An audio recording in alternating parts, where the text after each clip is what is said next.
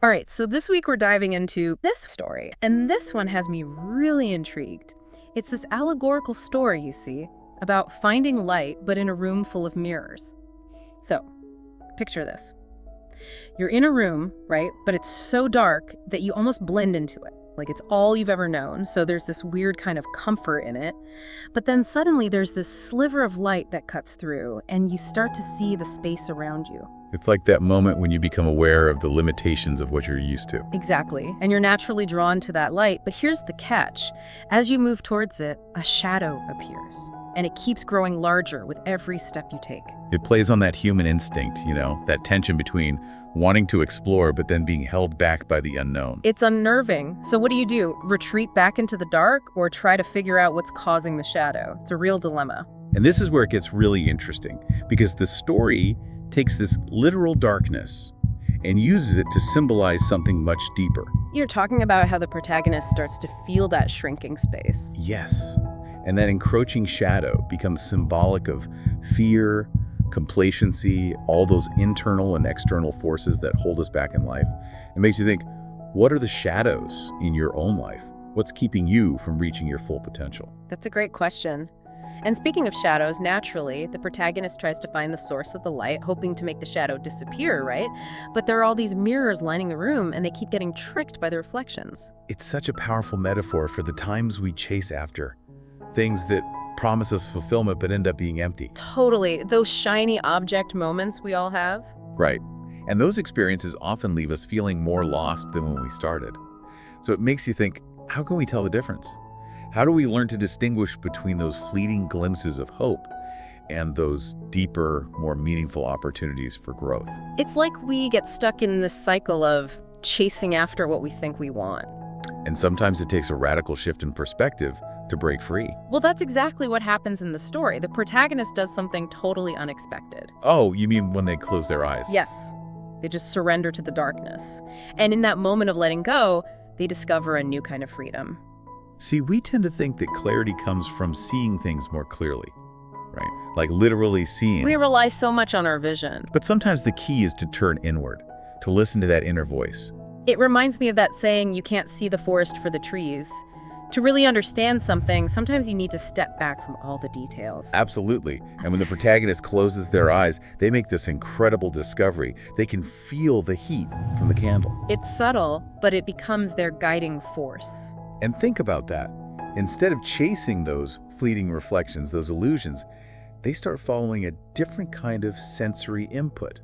They're trusting their intuition. It's like they've tapped into a whole new way of navigating the world, one that doesn't rely on sight alone.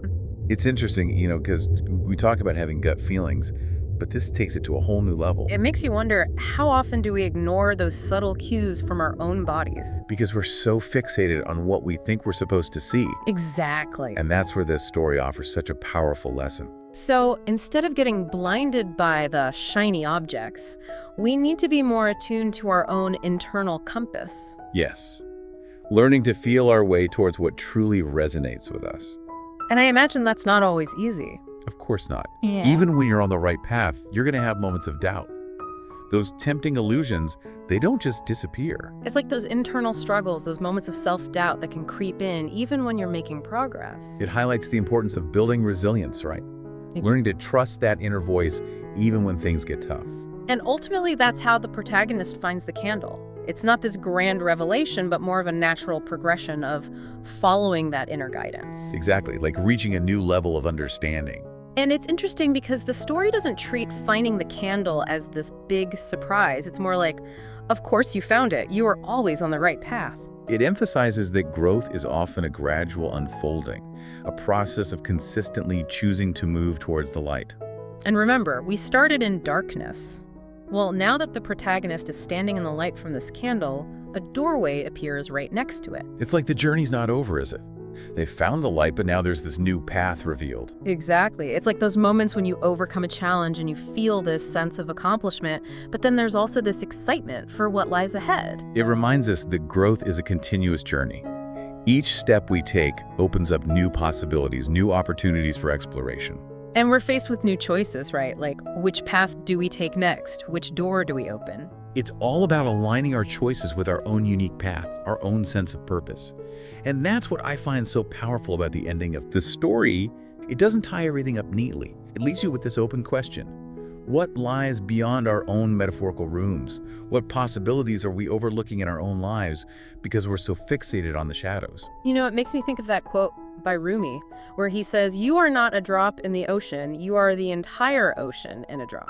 It speaks to that incredible potential that exists within each of us. And this story really encourages us to tap into that potential, to not be afraid of the unknown, to use those challenging experiences as opportunities for growth. To trust our intuition, to seek out those experiences that bring us closer to our own truth. That's what it's all about, right? Absolutely.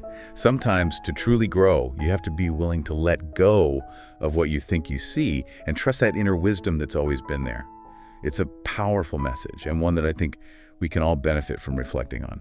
I completely agree. So as we wrap up our deep dive into the story, I want to leave you with this question. What shadows might you be mistaking for reality in your own life? What would it take for you to close your eyes for a moment, silence the noise, and listen to that quiet voice inside that knows the way forward? Thanks for joining us on this journey. Until next time, keep exploring, keep growing, and keep seeking out the light.